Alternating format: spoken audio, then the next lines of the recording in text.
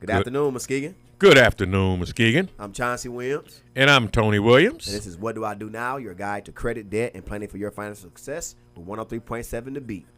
And as you know, we are a tape-delayed show, so this is the last show of August of 2017, which means the summer is over. Summer is over. Officially. Fall is in the air. Yeah, along with fall comes football. Football. Fall. I got to give one shout out, though. What you got? My boy Judd Heathcote, he called it. Oh, yeah. He called it to the rafters. Yeah, Judd Heathcote going up to the basketball arena. Yeah. Up with God, man. Yeah, I seen that this morning.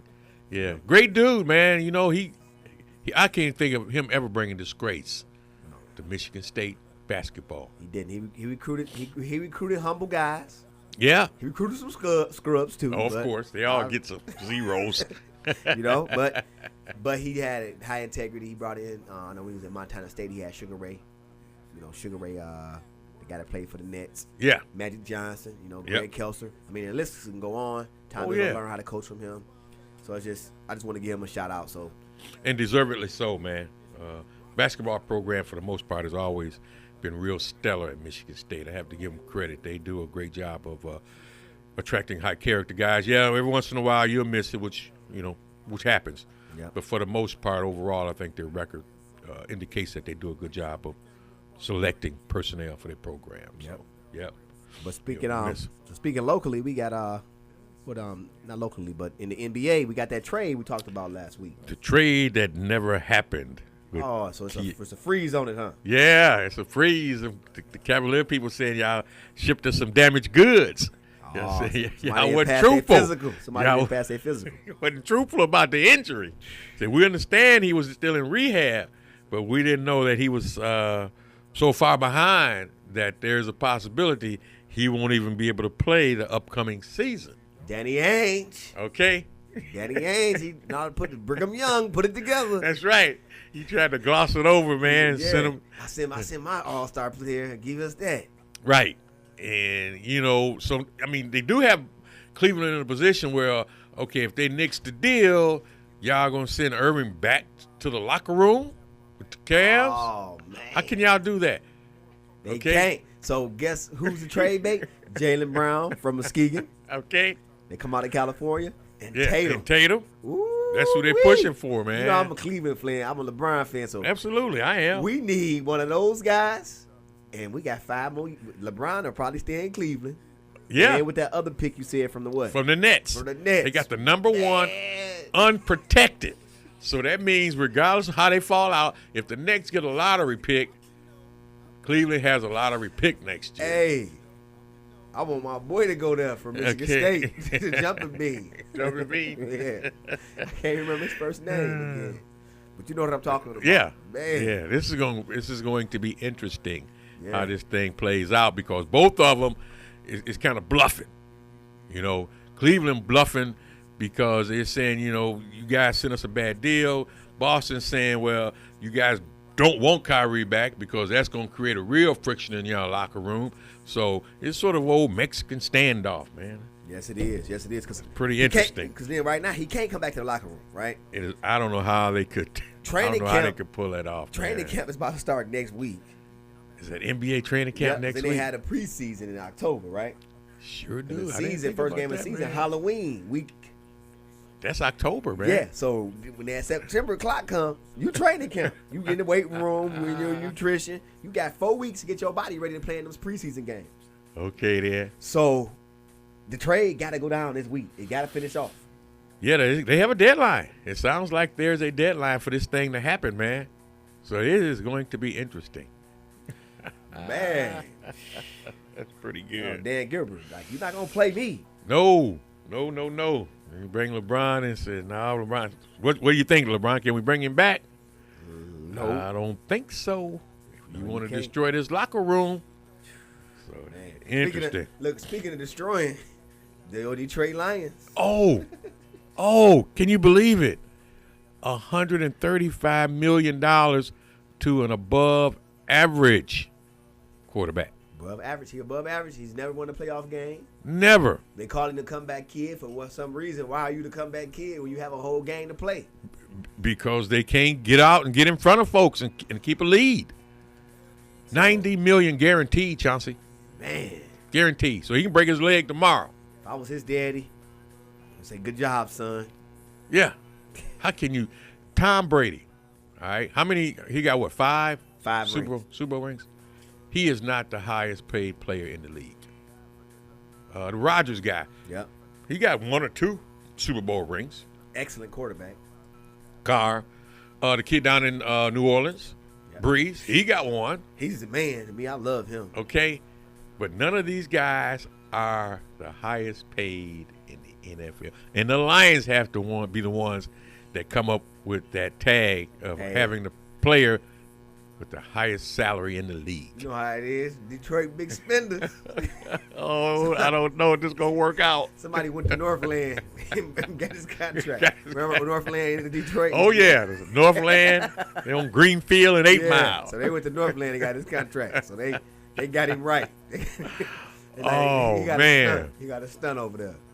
But, I don't know how this is going to affect the team. I mean, I'm sure there's always players in some contract mode, and they bickering. The agents are bickering with management, trying to get the best deal for their guy. And it's like, okay, let's see how well he does if I miss a block or 2. Yeah, what about, but then look at Kaepernick. Right. Look at Kaepernick.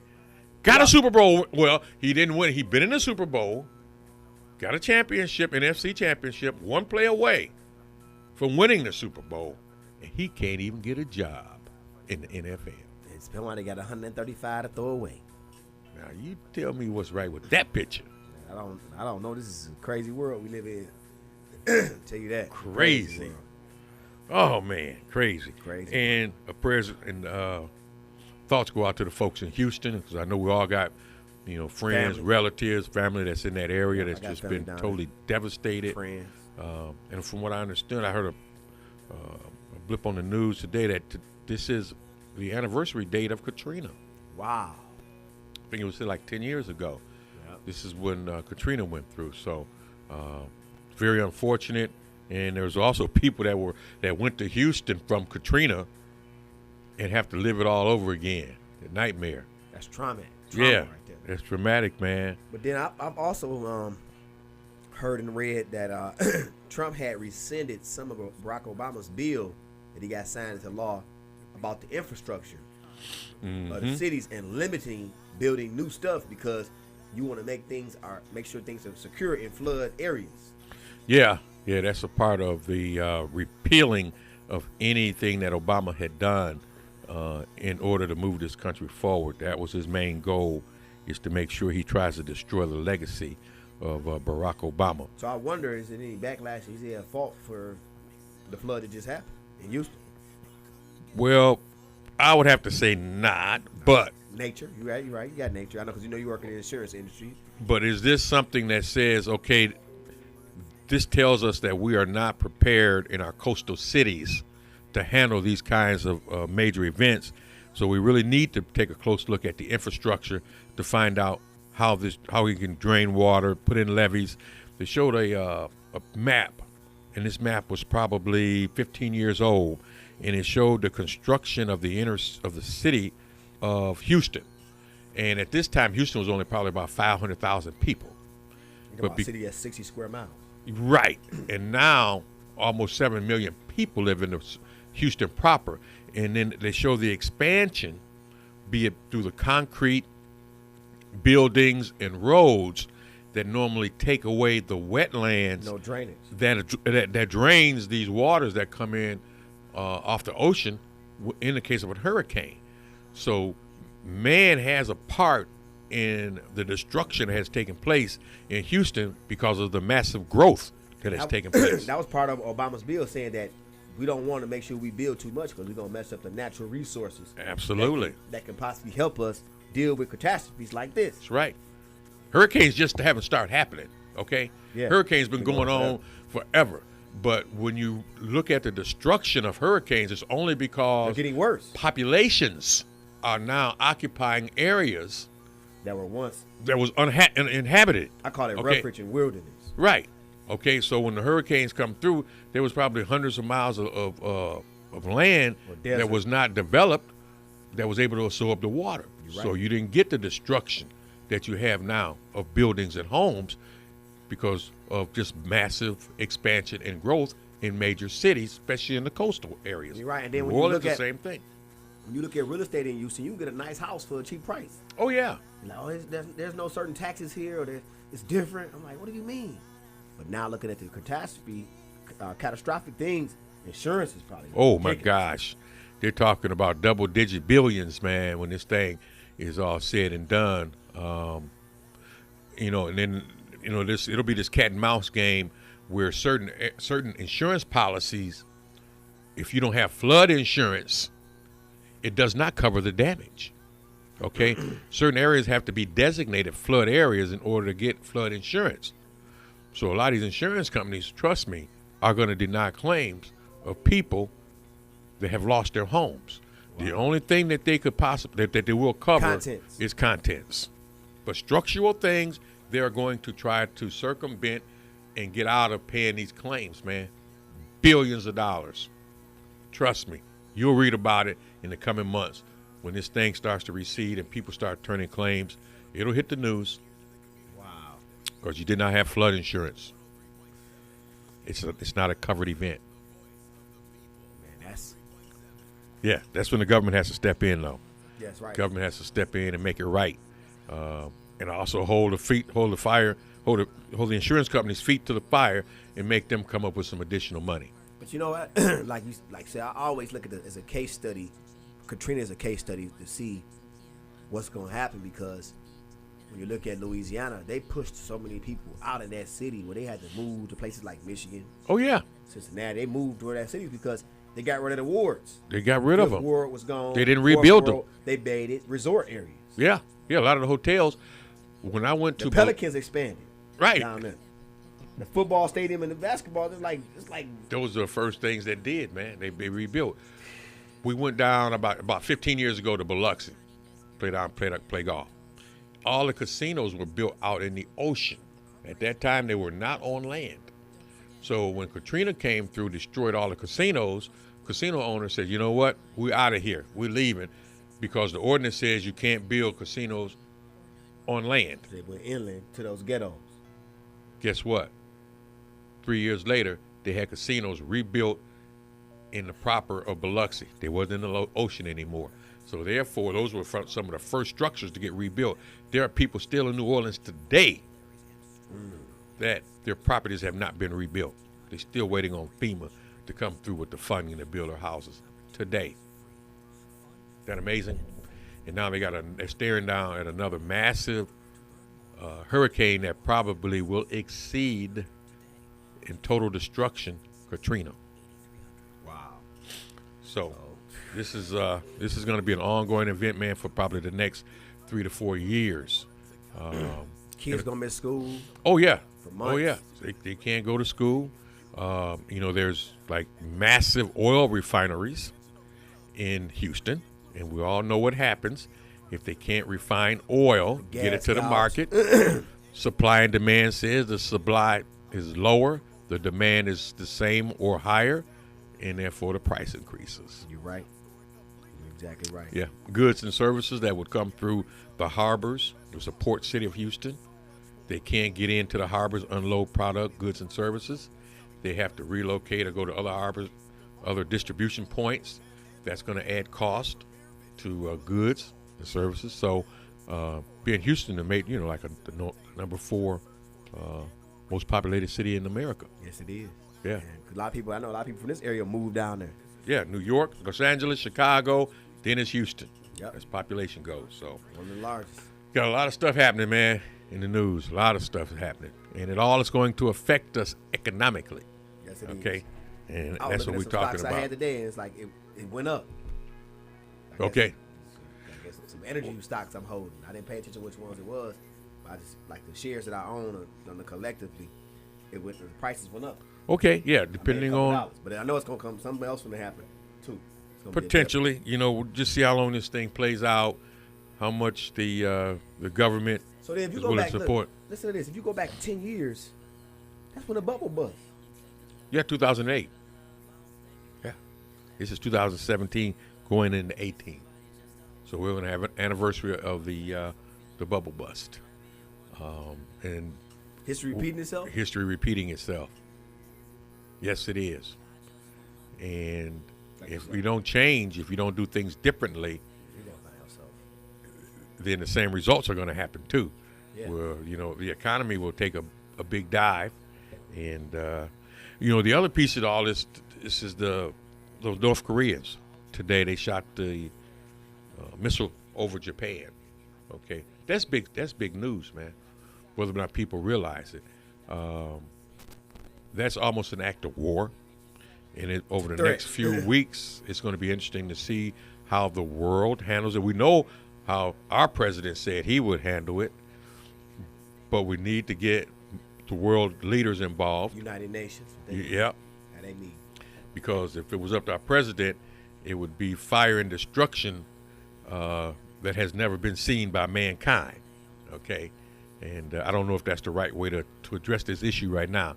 But again, that affects the economy of the world. Okay? People be concerned about international travel, the trading of goods and services because of this threat of possible war. So I would think over the next few months, the economy might take a dip. Yeah, it's going to take a dip.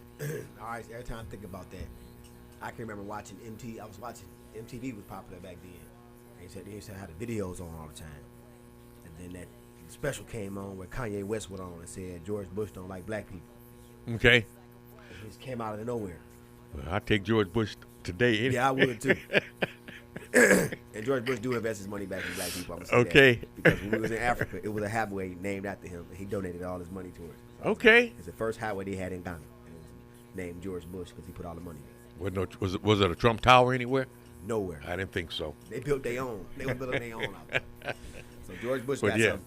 I'd take George any day, brother. Yeah, I'll take him right now. Considering what we have right now. That's right. So now, speaking in right now, today we get into the wealth habit. We've been talking about these ways to become a millionaire, but it's always a process of getting to this wealth habit.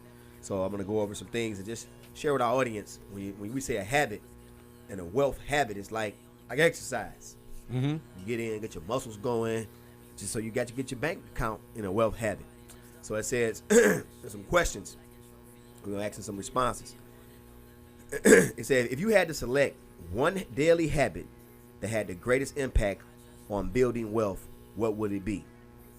Now, in this particular case, they interviewed a millionaire. His name is Corley, about setting a wealth habit. And he said, this is a response. He said, if you wish to make $200,000 a year, what specific things would you need to get there? Do more training, get a specific license in your industry, purchase more rental properties, invest in more efficient equipment. Then ask yourself if you have the knowledge, skills, or resources to pursue each goal. So I'm gonna ask you this question because I know that you're ahead of me in your years and you're on your own business. You're your own boss, and that's the point I'm trying to get to. So the question is going to you, Tony. It says, if you had to select one daily habit that had the greatest impact on you, putting you where you're at today, being someone in the community that people look up to and come to you for some resources or services, what's one habit you could tell somebody like myself that's still trying to pursue a path like yourself? Okay. What habit could I form or the audience could form to generate wealth or sustainable living? One habit. One habit. That is to plan your day. Okay. By that I mean you determine the time that you're going to get up in the morning. What are the tasks that you want to accomplish that day? You take a look at if it's involved in expenditures, the kind of money that you have to spend that day. What you try to do is eliminate any unexpected expenditures. They do happen, but if you can plan accordingly, the kinds of expenses you'll have that day, be it purchasing office supplies, new equipment, buying an updated computer system, phones, what have you. That all has to be a planned event. You should never do that haphazardly, and you always want to make sure that you're getting the best product for your money. So you do these things and you plan them, and then you, at the end of your day, you reflect back to determine how successful have I been that day in accomplishing the task that I have set forth for me the morning of. And if you do that on a consistent basis, you'll find that you'll have better days at work and less days of distraction and not being able to manage your time. Okay, that helps you to, manage time too, because time is money. Okay. Yes. So I would say planning is so key, be it through personnel as well as expenditures and revenue. All right. Here's the next question. And after you give me your answer, I'm going to give you the stats on it. It says, wealthy people say that reading consistently. Do you read consistently, and what do you read? Read consistently is periodicals on the insurance industry, and getting more knowledge about the world that we live in. And you also have to do the biblical reading, because those are the principles in which you operate on a daily basis. So the worldly part of it we have to do, okay, because that's just the way it is. But you also need to be grounded biblically so you can understand how these order your steps when it comes to the decisions that you make financially. Okay, listen, and see, audience, Tony can't see my answers, so I'm reading the questions, and I got these answers right here. So here's an answer to the question he just answered. It says 96% of self-made millionaires read 30 minutes each day for education, career, or self-improvement. Self-improvement is a spiritual and moral part, and the career and other part. And 50% read history, like he said, worldly events. 75% read material that has to do with self-help. 56% read something inspirational. So Tony, you were right on the cusp of that and doing it right, and just saying a lot of self-made millionaires listen to audiobooks while they're commuting to work or doing other chores. That's what I usually do. So I'm not a millionaire yet, but keep on. I'm forming the habit to work in the process of it to build myself. So you was right on point with that question. Next question. Millionaires, self-made, have multiple sources of income. Can you explain? So when they ask that question, Tony, what does that mean? Like, I got like 9 jobs? Is that multiple sources? Some people do have 9 jobs or 9 businesses or 9 revenue streams. Okay, so you don't have to have 9 jobs. You don't have to be overworked to have a wealth habit. No, you don't. So when you say streams and other revenue, other avenues of finances other than 9 jobs, what do you mean? Okay, you could have rental properties as a source of income. You can be partnered in businesses with others as another source of income. You can be doing motivational speaking. You can do blogging. You can do investing. Okay, and all of these can be streams of revenue. So you don't have to carry all your eggs in one basket. If something does not perform like you had planned for it, you have enough other streams of income to hopefully make up for it. So it's sort of like diversification in investing. Your portfolio. Okay, you want to have that portfolio tight. Yeah. So, with your but life. yeah, absolutely. But yeah, that's what that means: having multiple streams of income. Okay, it says where someone takes profits or reinvests in other things, they take calculated risks with their money to create revenue streams, like you mentioned. Some buy rental properties or invest in side businesses, partners. Mm-hmm. And he had mentioned in the article, he said he invested $250,000 systematically over 30 years, and now it's worth $3 million. So that same $300,000, he kept on switching it, moving it around, maximizing your income. So he didn't even increase what he put in; he just kept the $250 there. Right, and just kept on appreciating in value. Listen to that again. He took $250,000 that he had and put it in something, and 30 years later, it's worth $3 million. I think that's a good investment. One-time investment. One time. Forgot about it. Yep. And I really forgot about it. Managed it, watched it. Yeah. And moved it. Yeah. He had faith. He understood the power of investing. Wow, that's amazing. Here's the next one. I know you know this one a lot because I know you work on insurance and investments. It says, what is the most common habit that prevents people from becoming wealthy?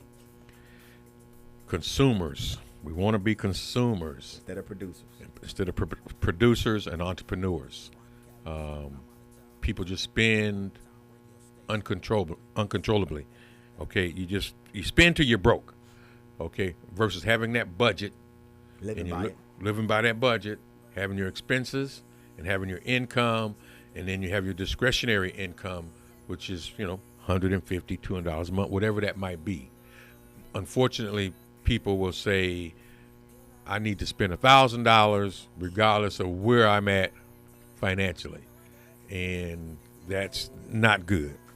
Okay, so that's the biggest, I think, pitfall for people trying to get to be wealthy or financially secure, is that they don't stick to the plan. One thing you mentioned, you said becoming an entrepreneur. We're getting ready. I was in a meeting yesterday with the community out at MCC, and we're getting ready to start these classes for elementary, middle school, and high school kids where they learn to start their own business. Mm-hmm. And we piloted a program last fall. We're doing another one this fall. We're doing 2 of them. We're going to have 4 different sites that we're going to do it at. I know one's going to be at Muskegon High School, one's going to be at Muskegon High, one's going to be at probably still at the City Council. But it's going to be several places.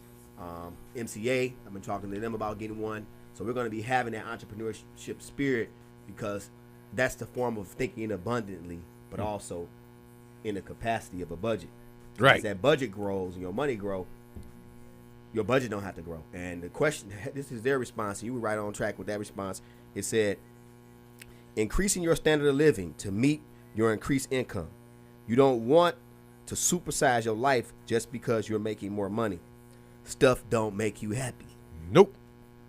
Warren Buffett is a prime example. Okay. You got 12 people working for him. 12 people live in the same house in Nebraska 40 years ago. Go to the same restaurant. All right. I got a billionaire. I got a friend that shares a common friend with Eric Thomas, and I got the chance to see him speak on Warren Buffett, right? Okay. And Eric Thomas said when he met him, right, he was at one of Dan Gilbert's, because he works with Dan Gilbert. Dan Gilbert is a Spartan too, Michigan State Spartan. Oh yeah, I know he's a graduate. Yeah. So they had this meeting, right, and he said he's his first time meeting Warren Buffett. So automatically he thinking Armani suit. Oh yeah. He thinking, whatever the price shoes or whatever. Right. Whatever it is, Rolex right? watch. Gucci, whatever. I don't know. Yeah. So he look at Warren Buffett, and Warren Buffett's talking, and everybody that's around Warren Buffett got the Rolex on, got Italian suits on, got the shoes on. He got his hat on. He cool. Right. So he get close to him, and he talking to him. He seen the label in his coat. He said, that's J.C. Penney. J.C. Penney, baby. Then he was like, but he said everybody that want to be somebody, they taking advice from somebody that live on an extreme budget, that don't live outside their means. Nope. No, he's comfortable. He lives comfortable, and he said his goal is to give, just like Bill Gates. Their goal is to give their money away. Okay? Bill Gates' family, his kids, they have no inheritance. He said they will earn their own. Like $20 million or something like that. Yeah, that's it. Okay, these guys are not really consumed by the money. They know they're powerful, they're rich, and their goal is to give it away. I'm like I said, I'm in the habit, and I read and listen a lot.